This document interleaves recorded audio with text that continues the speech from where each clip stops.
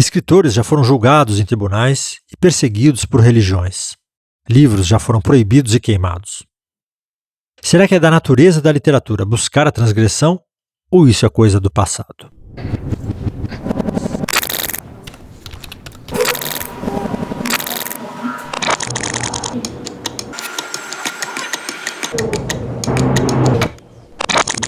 Começar pela definição da coisa. O que é transgressão na literatura?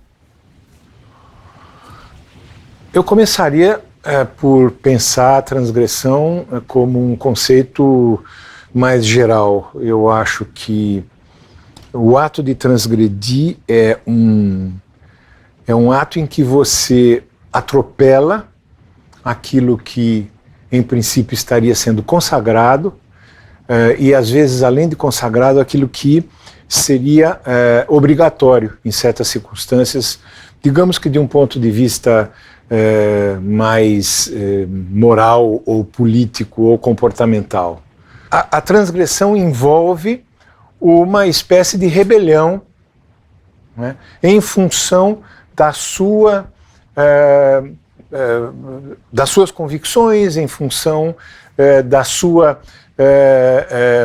do seu contexto, da sua visão de mundo, em resumo, em função da sua individualidade, da sua experiência enquanto indivíduo. Quando você transgride, você naturalmente quebra fronteiras, você quebra regras e você corre riscos. Não é? Você tem o risco tanto da opressão quanto da repressão, como é o caso da transgressão política. E eu acho que transgredir em literatura é quase que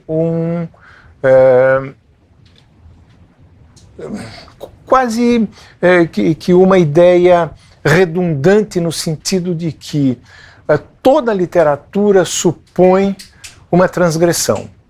No sentido de que, é claro que eu estou falando de literatura inventiva, de literatura criativa, de literatura, de fato. Se ela for literatura, ela significa automaticamente algum tipo de ruptura. Pelo simples fato de que você, autor ou autora, você estará criando alguma coisa que não necessariamente irá a favor da corrente. Poderá ser na contracorrente, poderá ser na contramão e poderá ser contra os princípios consagrados. E isso, nós temos muitos casos de transgressão, sobretudo nas vanguardas, em que ela fica mais clara, mas a transgressão ela é cotidiana, ela é uma implicação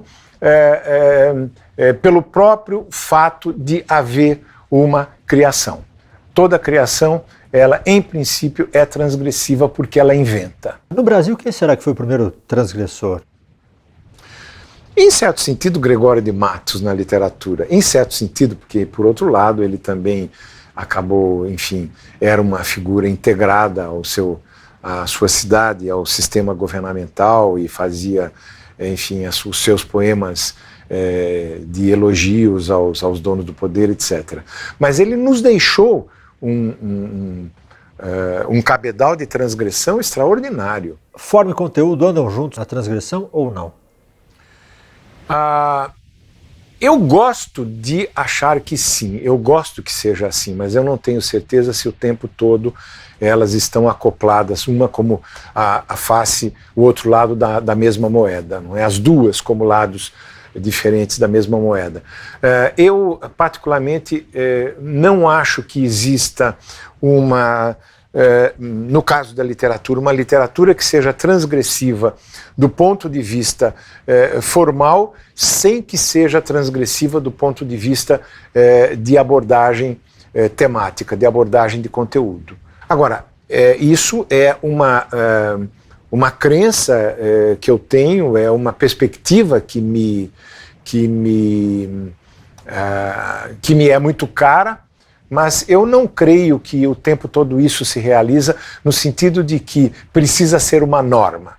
Ser professor de oficina literária e ser um transgressor é um paradoxo ou não? Não, eu não acho, não. Eu acho que como coordenador de oficina literária, desculpe, eu sou como coordenador de oficina literária, eu Eu não sei se sou um transgressor, mas eu trabalho com a transgressão.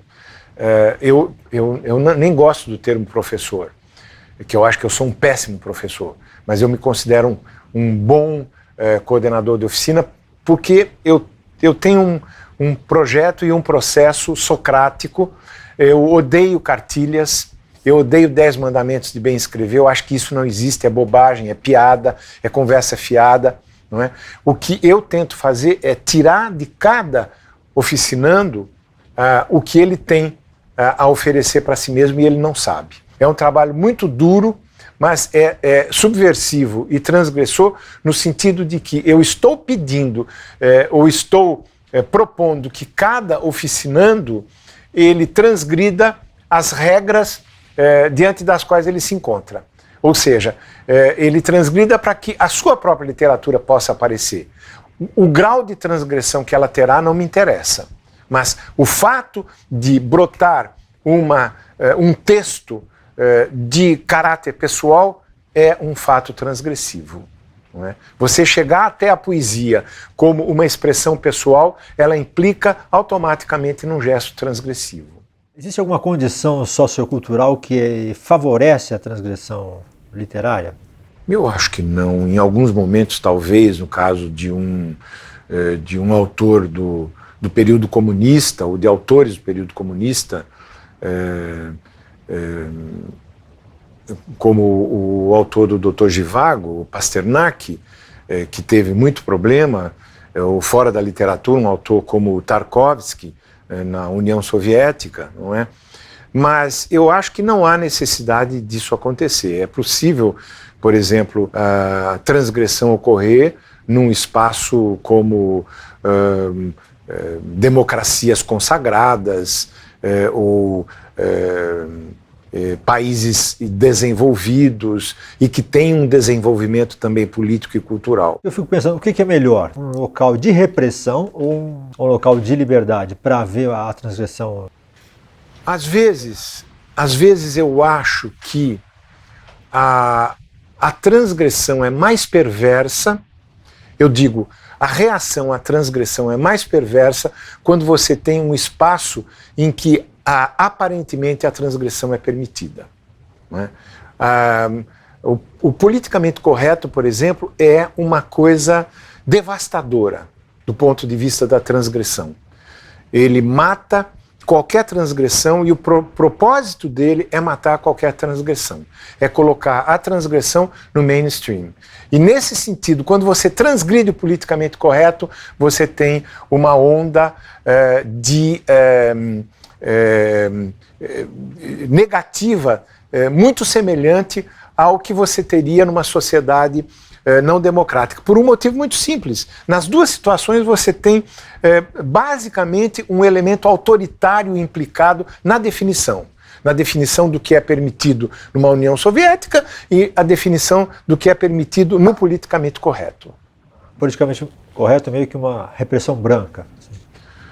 Eu nem acho uma repressão branca, eu acho que ele tem componentes de repressão muito claros. A base do politicamente correto é autoritária. E veja, quando eu estou falando do politicamente correto, eu não estou fazendo um elogio à direita. Eu estou falando de um cacuete da esquerda. Né? Aliás, a esquerda está cada vez mais cheia de cacuetes.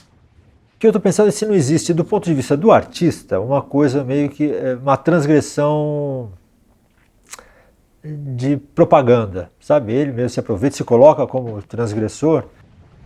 Na contemporaneidade, a transgressividade se tornou uma grife. Ser maldito hoje, você pode dizer que é bacana, né? Ser marginal hoje... Eu me lembro de uma vez na televisão que eu vi uma publicidade de uma calça, de um tipo de calça jeans, e a publicidade era toda montada em cima de uma luta estudantil. Então era importante para você ser rebelde, você vestir aquela calça. Não é? Eu fiquei horrorizado com aquilo, mas o processo é exatamente esse. Não é? O que eu gosto de pensar quando eu me lembro dessa antropofagia da transgressão é que transgredir não é brincadeira. A transgressão é muito dolorosa, ela implica muita dor. Ela não é um baile onde você aparece com uma máscara. Não é? Ela não é uma máscara.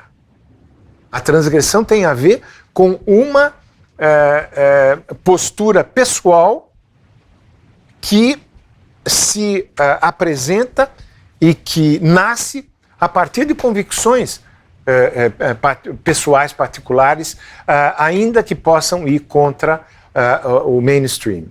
E nesse sentido, você pode, por exemplo, ser transgressivo num governo, num sistema, num país em que as coisas sejam olhadas como voltadas para o bem da população, como voltadas para o futuro. Tudo isso poderá estar sendo integrado numa definição que é uma definição disfarçadamente autoritária, e às vezes nem tão disfarçadamente. Não é? Então, a ruptura desse mandato autoritário, não é? Ele configura alguma dor frequentemente muito séria, porque ele significa censura, nem sempre clara, não é? Ele significa você, por exemplo, cair no silêncio. Há toda uma conspiração, Roberto Piva que falava na famosa conspiração do silêncio, que envolve os transgressores. Não é? Essa talvez seja uma das maiores penalidades, a transgressão. É fazer de conta que ela não existe.